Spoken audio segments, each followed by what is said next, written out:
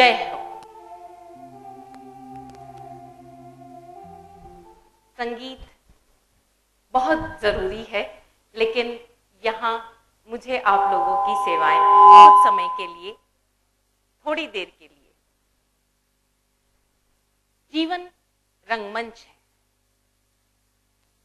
अभी जैसा कि संजय भाई साहब ने अनाउंसमेंट किया कि एक नाटिका आप देखने वाले हैं। आमतौर पर जब भी हम नाटक देखने के लिए मंच पर यहाँ किसी कलाकार को देखते हैं और दर्शक दीर्घा में बैठे होते हैं, तो एक कल्पना रहती है कि हम यहाँ नाटक में मंच पर कुछ देखेंगे या जो पात्र आपके सामने आ रहा है वो किसी विशेष प्रकार की वेशभूषा में होगा। लेकिन आज का ये रंगमंच हमारे जीवन की तरह बिल्कुल खाली। जिस तरह जब हम प्रवेश करते हैं इस संसार में, इस शरीर के साथ खाली हाथ आते हैं और फिर हम अपनी अपनी चीजें खड़ी कर लेते हैं, ये मेरा बंगला, ये मेरे रिश्ते, जो कि सत्यता में होते ही नहीं। मैं जानती हूं औरंगाबाद की जनता प्रबुद्ध जनता है। मान लीजिए कि ये एक मध्यम वर्गीय परिवार का घर है। मैं जैसे जैसे आगे बढ़ती जाऊं, आप मेरे साथ साथ मान लीजिएगा।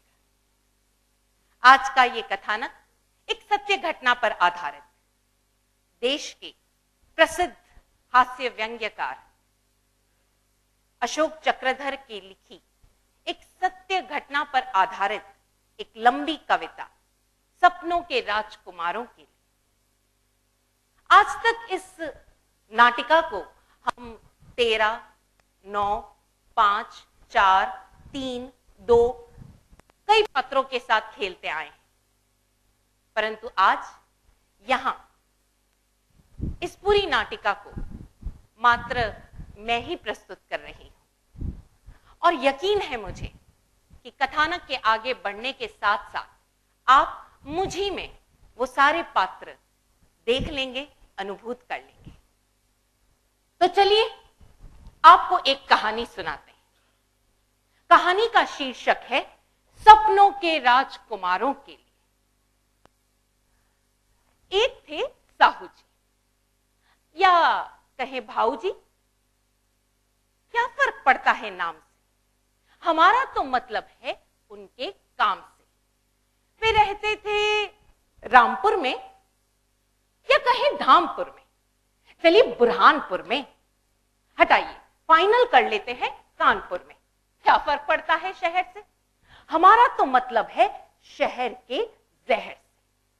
उनके थी 3 बेटियां, उषा सुधा विमला या कहें कनकलता कमला या चलिए जूली जूही जुलका, हटाइए फाइनल कर लेते हैं पूनम ममता अलका।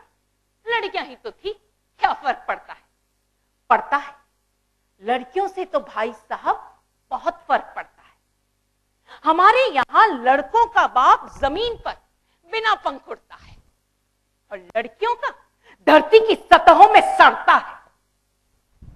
लड़की होने से तो भाई साहब बहुत फर्क पड़ता है। दरअसल लड़कियों के मामले में हमारा समाज अधकचरा है। यहां लड़की फूटी हुई किस्मत है, कोख का कचरा है। घर में चंद रोज है और जितने दिन है उतने दिन बोझ। मां के लिए यंत्रणा है, बाप की यातना है। अब तो डॉक्टरी तरीके हैं, धरती पर आना भी मना है। कहीं 100 टोट के, कहीं पैदा होते ही घोट के मारने का रिवाज है। कैसा समाज है। लड़की का पैदा होना मां बाप के दिल में, कलेजे में, निगाहों में गड़ता है। लड़की होने से तो भाई साहब बहुत फर्क पड़ता है। खैर बात शुरू करते हैं लाग लपेट के बगैर। एक थे साहू जी, पूनम ममता अलका के बापूजी। रहते थे कानपुर के कुली बाजार में, बेटियों की शादी के इंतजार में। दिन में जितने घंटे नौकरी करते थे उससे ज्यादा लड़कों के सपने देखते थे। खूब बलशाली बेशुमार 3 राजकुमार चले आ रहे हैं मेरे घर के द्वार। द्वार पर टंगे हैं बंधनवार कि अचानक आसमान गूंजता है। 5 लाख 10 लाख 25 लाख बोल साहू, है तेरी हैसियत है इतनी साख।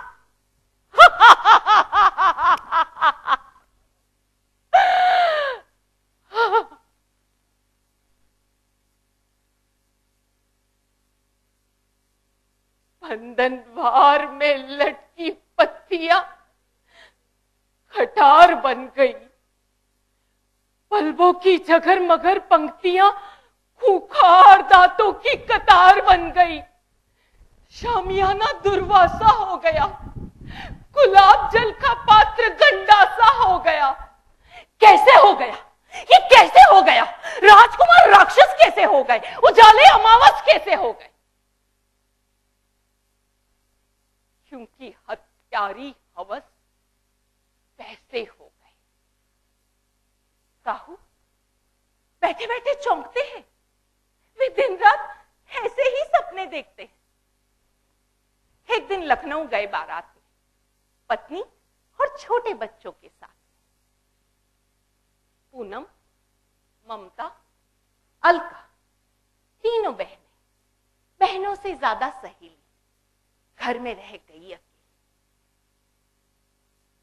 आसमान में उड़ती हुई चीलों ने इन लड़कियों को देखा।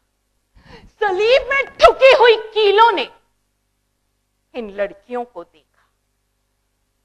मौत की कुत्ता दबे पांव घर में घुस आई। बदकिस्मत लड़कियों ने कुंडी अंदर से लगाई। बड़की पूनम बोली, जमाना देखेगा हौसले हम लड़कियों के। ममता, पर्दे ठीक से बंद कर दे खिड़कियों के। मेरी लाडो, मेरी छोटी बहन अलका, जी भारी है या हल्का? डर तो नहीं लग रहा? क्या कहा? सुन लो दीदी, मैं नहीं हूं इस बेकार सी जिंदगी की नदीदी। कौन सुने लड़के वालों के बहाने, मम्मी के ताने। एक तुम्हारी शादी से पापा टूट लेंगे, मेरी बारी आने तक तो उनके प्राण ही छूट लेंगे। सच दीदी, तुमने बहुत अच्छा रास्ता निकाला है। इस अंधेरी सी जिंदगी से तो मौत में ही उजाला है। पर्दा ठीक करते हुए ममता बोली, देखो कैसे पटर पटर बोलती है, बातों में फिलॉसफी घोलती है। ये क्या जानती है जिंदगी और मौत के उजाले को। पूनम दीदी, मैं कहूंगी और कहे बिना नहीं रहूंगी। गुस्से को दिल से उतार लो। एक बार, बस एक बार फिर से विचार लो। बावली, इसमें न गुस्सा है न उतावली, इसी में है हम तीनों की भली। फिर से क्या विचारे, तू खुद बता मंझोली। हम तीनों में से बीच की है ना ममता दीदी, इसीलिए बीच की बात करती है। मुझे तो लगता है मरने से डरती है। अलका, पूनम ने डांटा। पल भर को छा गया सन्नाटा। पगली है ये अलका, मरना तो मामला है पल दो पल का। चलो सोचते हैं दोबारा, क्या जाता है हमारा। छोड़िए, अब मुझे कुछ भी सोचना समझना नहीं है। मैं तैयार हूं, करो जो भी है करना। ऐसे नहीं ममता, मत करो वो काम जब तक मन को नहीं रमता। कोई जबरदस्ती है, पर मेरी मन्नो, इतना कहूंगी, हमारी कोई जरूरत नहीं है किसी को। हमारी जान बहुत सस्ती है। दोबारा सोचूं, तिबारा सोचूं, चौबारा सोचूं, 8 बारा सोचूं, पर अब 9वीं बार पड़ोसन भाभी के गहने उन्हीं की साड़ी पहने, तुम्हारी बनाई पकौड़ियां, पापा की लाई मिठाइयां और चाय की प्यालियां लेकर उन भूखे भेड़ियों के बीच अपनी नुमाइश नहीं लगाऊंगी। पापा को बार बार जलील नहीं कराऊंगी कि वो आएंगे, खाएंगे, निहारेंगे, घूरेंगे और ऊट पटांग सवाल पूछेंगे। एमए हिंदी में किया है? कौन सी पोजीशन थी? कॉलेज लड़कियों का था या को एजुकेशन थी? फिर मुस्कुराएंगे, खुसुर पुसुर करेंगे पैसों के लिए और चले जाएंगे कि लड़की की बुआ है, पूछ कर बताएंगे। जो 5 लाख पर राजी था 25 मांगता है कमीना, मुश्किल कर दिया है जीना। अरे एक ही शादी में लाखों लग जाएंगे तो बाकी 4 के लिए कहां से लाएंगे? मैंने कहा था इस जमाने से नहीं डरूंगी, शादी नहीं नौकरी करूंगी। और इसमें उन्हें बेइज्जती लगती है, उनकी ईगो जगती है। अरे लड़कियों से काम नहीं कराएंगे तो क्या करेंगे? खुद को बेच कर आएंगे औलादों के लिए, दहेजी जल्लादों के लिए।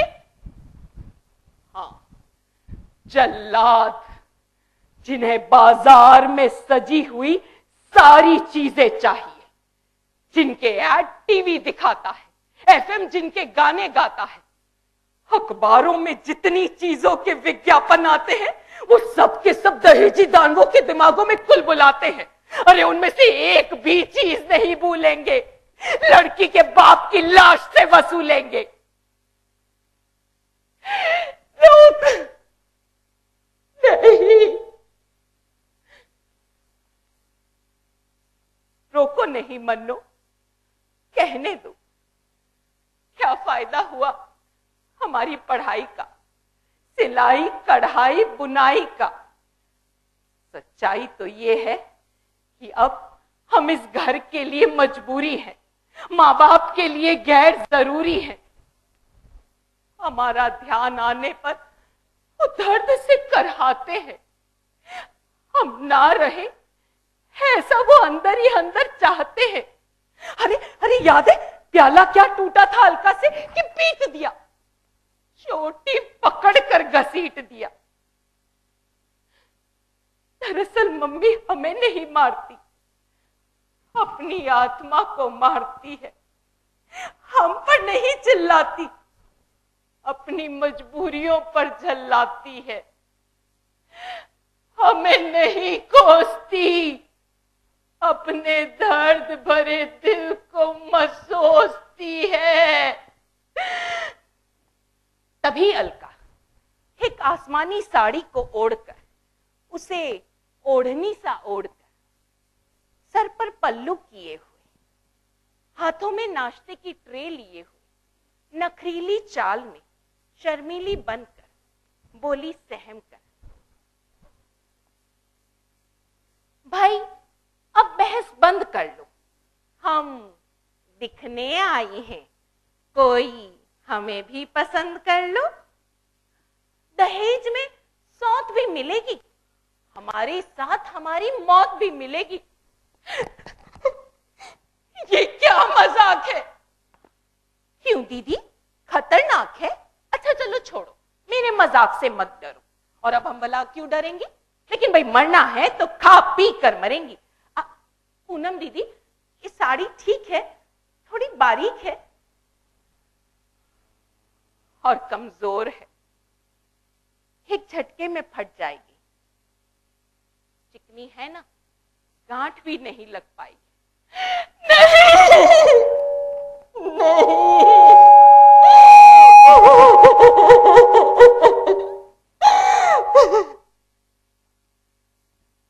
ममता अचानक चिल्लाई, उसे आ गई रुलाई। पर पूनम और अलका चुप रहे, वो तो हिली भी नहीं। न ममता को चुप कराया, न ढाढ़स बंधाया, उल्टे नाश्ता अपनी ओर सरकाया। अलका ने जमकर खाया, पूनम ने मुंह झुटलाया, ममता ने छुआ तक नहीं, बस रोती रही, सुबकती रही। फिर पूनम ने चिट्ठी लिखी मम्मी पापा के नाम। अलका ने चिट्ठी लिखी मम्मी पापा के नाम। हमें माफ करना, हम जा रही हैं अपनी इच्छा से, इसलिए पुलिस वालों मम्मी पापा के साथ इंसाफ करना। अलका जा अचार ढक दे, अब मम्मी के कपड़े अलमारी में रख दे, दूध तो उनके आने तक फट जाएगा और कलेजा भी फट जाएगा। तू है तो उन्हें तसल्ली दिलाने को। दीदी ऐसी बातें मत करो, जी के जलाने को। मैं क्या तुम्हारे बिना सड़ूंगी, गलूंगी? मैं भी तुम्हारे साथ चलूंगी। फिर मजबूत दिल से ममता ने भी एक लाइन लिख दी पेंसिल से,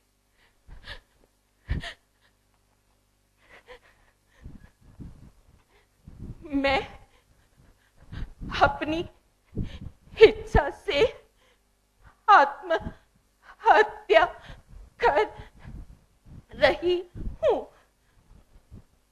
ममता। अद्भुत थी इन लड़कियों की क्षमता। कैसे तो चारपाई लगाई, कैसे स्टूल रखा, कैसे साड़ी अटकाई, कैसे कुंडा परखा, फिर सब कुछ ठीक ठाक करके देखा चारों ओर घर, एक दूसरे की आंखों में झांका जिनमें टहलता था यमराज बांका। एक दूसरे से लिपट गई, फिर अचानक हट गई। मशीन सी हो गई तीनों कन्याएं, ना कुछ बोले ना पलक झपकाए। मशीन की तरह आगे बढ़े, मशीन की तरह ऊपर चढ़े, मशीन की तरह फंदा लगाया, मशीन की तरह उसे गर्दन में फंसाया। बस एक क्षण के लिए लड़कियां बनी, जब पलकें झपकाई और एक दूसरे की तरफ देखकर दर्द से मुस्कुराई। फिर मशीन की तरह देश, समाज, परिवार, रिश्तेदार सबको भूल गई और एक झटके में झूल गई। अरे अरे, कैसा कायरतापूर्ण दुस्साहस किया इन तीनों ने। ऐसा तो कोई हरगिज हरगिज हरगिज ना करे। इसके बजाय तो हालात से लड़े। पर कहां हो साहू के सपनों के राजकुमारों, इन लटकती हुई लाशों को निहारो, कुछ सोचो, कुछ विचारो। आओ, समाज को तुम्हारा इंतजार है। आओ, लेकिन इस तरह कि द्वार के तोरण तलवार ना हो जाए, हाथों में चंदनहार लड़कियों की गर्दनों के फंदे ना हो जाए, घर वाले तुम्हारे दहेज के धंधे में अंधे ना हो जाए। आओ राजकुमारों, यहां सर झुकाओ, ये उन तीन लड़कियों की मजार है। आओ, दहेज ना लेने की कसम खाकर आओ। आओ राजकुमारों, समाज को तुम्हारा इंतजार है, समाज को तुम्हारा इंतजार है, समाज को तुम्हारा इंतजार है।